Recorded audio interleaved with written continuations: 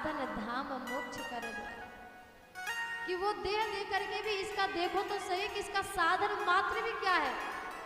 अगर मोक्ष पाना है तो इसका साधन क्या है? मनुष्य दे, दूसरी कृपा।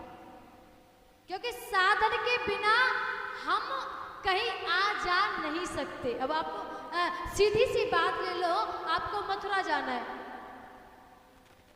तो मथुरा जाने के लिए साधन चाहिए कि नहीं चाहिए? बस चाहिए, ऑटो चाहिए। अगर ये भी नहीं है, बोले महाराज नहीं जाएंगे, तो पैर चाहिए, पैर भी तो चाहिए।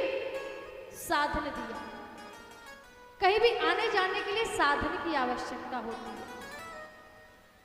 तो जैसे हमें मथुरा जाना है और मथुरा के लिए हमें साधन की आवश्यकता है, ठीक वैसे अगर हमको प्रभु को पाना है, मोक्ष पाना है, मुक्ति पाना है, पुनरपि जननम पुनरपि मरणम पुनरपि जननी जठरे शयनम, इस पृथ्वी से बार बार का आना और जाना, जो दोनों से ही फ्री होना है, मुक्ति पाना है, तो महाराज केवल और केवल उस मोक्ष के लिए एकमात्र साधन है मनुष्य योनि, मानव योनि। और जब मानव की देह मिल गई तो फिर इसमें वो कार्य कीजिए जो हमें संत महात्मा बताते हैं।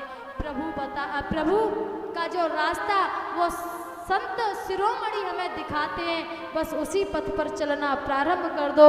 कृष्ण गोविंद गोपाल गाते चलो और अपने मोक्ष का रास्ता बनाते चलो।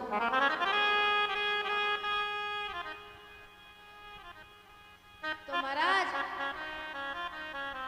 जो काम करने हैं ना कि हम ये बुढ़ापे में करेंगे, भगवान का भजन बुढ़ापे में करेंगे, तो यह नारद जी की कथा से सीखो।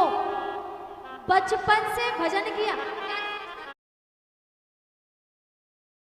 एक बार नाम ले लो फिर तो उद्धार ही उद्धार है। एक बार खाना खा लो फिर तो उद्धार ही उद्धार है, दोबारा खाने का तो काम ही नहीं। लेकिन फिर शाम को भी चाहिए, फिर रात को लगाए 12 बजे भूख तो भी चाहिए, बस चाहिए ही चाहिए। 3 बार भोजन भजन एक बार, और उसमें भी आते हैं झंझट हजार।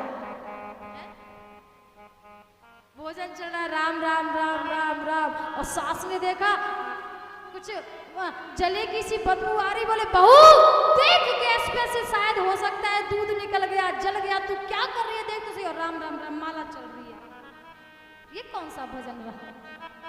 हाँ, कलयुग के समय में, कलयुग केवल नाम आधारा, सुमिर सुमिर नर उतर ही पारा। ये सत्य, लेकिन ये वाला सत्य नहीं है कि हम काम कुछ कर रहे हैं, दिमाग हमारा मन कहीं और है।